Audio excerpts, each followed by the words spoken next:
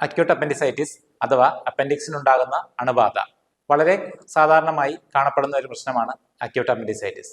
Appendix നമ്മൾ മനുഷ്യരിൽ എല്ലാവരും ചെറുകുടലിനോട് ചേർന്ന് കാണപ്പെടുന്ന കുടലിന്റെ ഒരു ഭാഗമാണ്. അതൊരു അസുഖമല്ല. ആ അപ്പൻഡിക്സിന് അണുബാധ അഥവാ പഴുപ്പുണ്ടാകുമ്പോൾ അക്യൂട്ട് അപ്പൻഡിസൈറ്റിസ് എന്ന അസുഖമുണ്ടാകും. കുട്ടികളിലും ചെറുപ്പക്കാരിലുമാണ് ഇത് സാധാരണയായി കാണപ്പെടുന്നത്. വളരെ അപൂർവമായി പ്രായമുള്ളവരിലും കാണപ്പെടാറുണ്ട്. എപ്പോഴും കേൾക്കുന്ന ഒരു ചോദ്യമാണ്, എന്തുകൊണ്ടാണ് അപ്പൻഡിസൈറ്റിസ് ഉണ്ടാകുന്നത്? എല്ലാവരിലും അപ്പൻഡിസൈറ്റിസിന്റെ കാരണം കൃത്യമായി കണ്ടുപിടിക്കാൻ സാധിക്കാറില്ല. അപ്പൻഡിക്സിന്റെ നാളിക്ക് തടസ്സമുണ്ടാകുന്ന ഏതൊരു കണ്ടീഷനും അപ്പൻഡിസൈറ്റിസ് ഉണ്ടാക്കാം.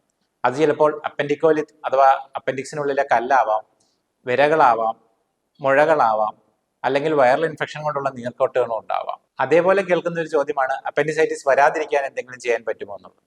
ധാരാളം നാരുകൾ അടങ്ങിയ ഭക്ഷണങ്ങൾ കഴിക്കുന്നത് അപ്പൻഡിസൈറ്റിസ് വരാതിരിക്കാൻ സഹായകരമാണ് എന്നുള്ള പഠനങ്ങളുണ്ട്. എന്തൊക്കെയാണ് അപ്പൻഡിസൈറ്റിസിന്റെ ലക്ഷണങ്ങൾ? പൊക്കിളിന് ചുറ്റുമുള്ള വേദനയായാണ് സാധാരണ ഇത് തുടങ്ങുന്നത്. അത് പിന്നീട് വയറിന്റെ വലതുവശത്ത് അടിഭാഗത്ത് മാത്രമുള്ള വേദനയായി മാറുകയും അതോടൊപ്പം ഓക്കാനവും ഛർദിയും പനിയും കാണപ്പെടുകയും ചെയ്യാറുണ്ട്. മേൽപ്പറഞ്ഞ രോഗലക്ഷണങ്ങളുള്ളവർ എത്രയും പെട്ടെന്ന് അടുത്തുള്ള ഒരു ഡോക്ടറെ കാണുകയും രക്തപരിശോധനയും സ്കാനിങ്ങും വഴി രോഗനിർണയം എളുപ്പത്തിൽ സാധ്യമാവുന്നതുമാണ്. എല്ലായ്പ്പോഴും സർജറി തന്നെയാണോ അപ്പൻഡിസൈറ്റിസിന്റെ ചികിത്സ? ഒരിക്കലുമല്ല.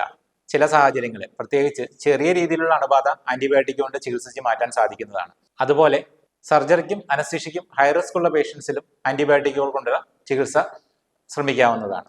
അപ്പൻഡിക്കുലാർ മാസ് എന്നൊരു കണ്ടീഷൻ, കുടലുകൾ അപ്പൻഡിക്സിനോട് ചുറ്റിയിരിക്കുന്ന അവസ്ഥ, ആ കണ്ടീഷനിലും ആന്റിബയോട്ടിക്സിലൂടെ ചികിത്സ സാധ്യമാണ്.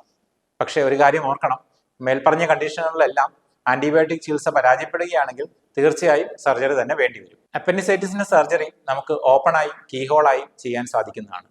അൺകോംപ്ലിക്കേറ്റഡ് കേസുകളിൽ സർജറിക്ക് ശേഷം തൊട്ടടുത്ത ദിവസം തന്നെ രോഗിക്ക് വീട്ടിൽ പോകാവുന്നതും വിശ്രമം എടുത്താൽ മതിയാവുന്നതുമാണ്. ചുരുക്കി പറഞ്ഞാൽ, വളരെ എളുപ്പത്തിൽ രോഗനിർണയം സാധ്യമായതും യഥാസമയം ചികിത്സിക്കുകയാണെങ്കിൽ ചുരുങ്ങിയ വിശ്രമം കൊണ്ട് പൂർണ്ണ ആരോഗ്യസ്ഥിതി വീണ്ടെടുക്കാൻ കഴിയുന്നതുമായ ഒരവസ്ഥയാണ് അക്യൂട്ട് അപ്പൻഡിസൈറ്റിസ്.